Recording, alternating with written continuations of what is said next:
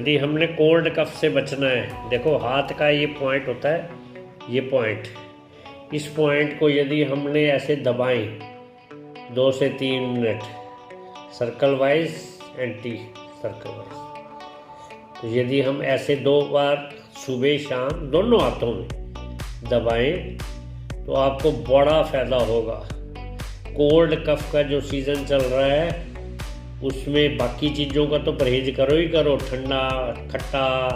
पंखे का एसी का परहेज करो, पर ये पॉइंट को यदि हम दबाते हैं तो कोल्ड कफ में बहुत जल्दी रिलीफ होता है। तो करके देखिए, आजमा के देखिए,